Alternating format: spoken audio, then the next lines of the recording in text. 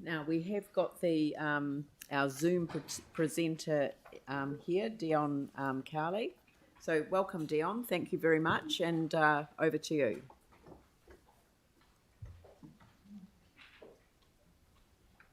Kia ora, everyone. Can you hear me okay? Yep, that's perfect. Excellent. Kia ora koutou katoa, and thank you for this opportunity to build on our written submission.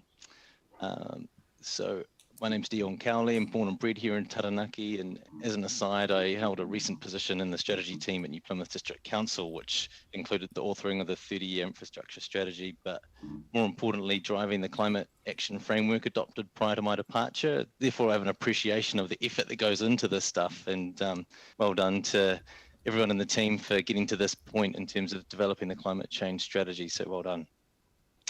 So I'm the public sector advisor at Hiringa Energy, a New Plymouth-based zero emission energy company focused on the production and distribution of green hydrogen as a fuel.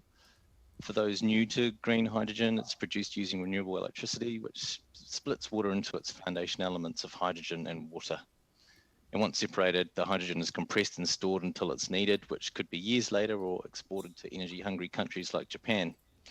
And in a nutshell, we at Hiringa see New Zealand's energy future being a combination of green electrons or renewable electricity and green molecules or gas to do all the things that electricity can't do very well. So my intention today is to give you a sense of what's happening in the hydrogen space and recommend that hydrogen is put on the table when investigating decarbonisation pathways, especially in hard to treat sectors. It's a bit of a busy slide, so I'll work my way around it. Just starting with Hiringa, founded in 2016. We're based here in New Plymouth, and we've got a staff group of staff members of around 20 now, with a couple of people in Australia.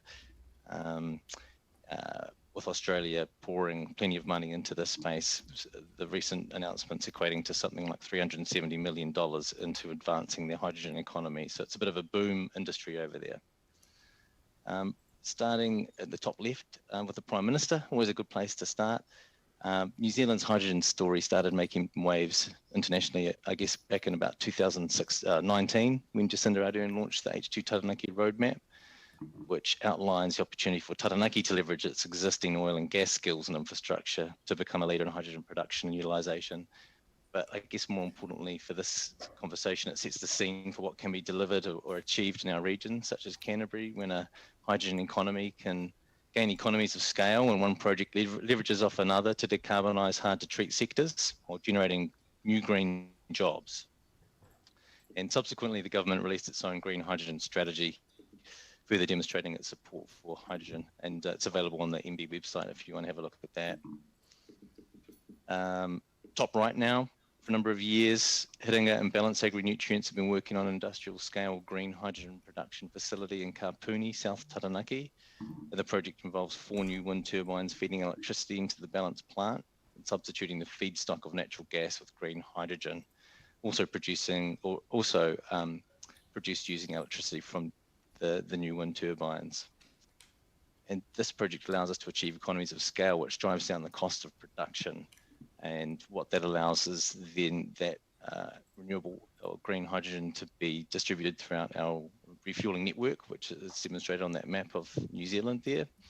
And so what we're looking to do is roll out a series of hydrogen refuelling stations, starting in the North Island with Canterbury, top of the list for the South Island.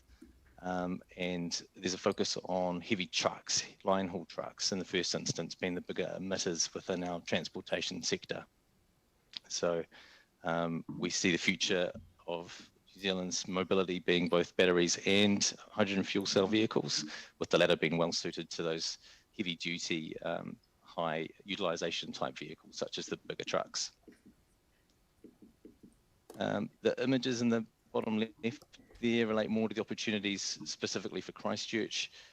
So like I said, we're planning a refuelling station to be operational by the end of 2020, with at least 3 other stations operational in Canterbury by 2025. So the fuel will be available in the near future. It's likely that heavy trucks and aviation sector will be the biggest users in the beginning, but there's also opportunities for Christchurch City Council in terms of its own fleet, as demonstrated in one of those images up there, by Aberdeen City Council in Scotland, which is buses, road sweepers, rubbish trucks, fleet cars, all operating on hydrogen. So it gives you a sense of the sorts of vehicles that hydrogen is well suited to.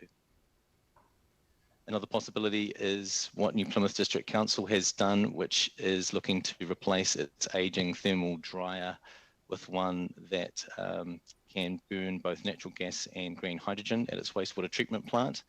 So it recently received $37 million from the government to kickstart that project, and that's going to cut emissions at that wastewater treatment plant by 20 to 40%. We've come to the end of the 5 minutes. Have you got much more to say? No, I'll just cut to the chase, shall I? Yes, please. And that is with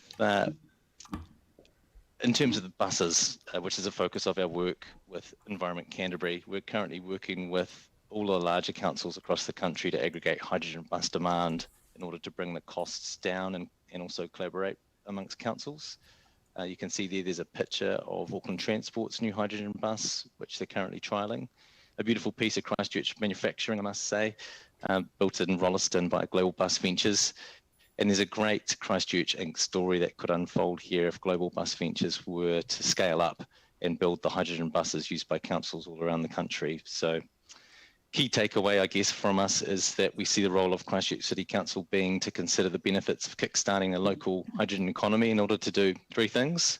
One is to decarbonise hard-to-treat sectors within Canterbury's economy.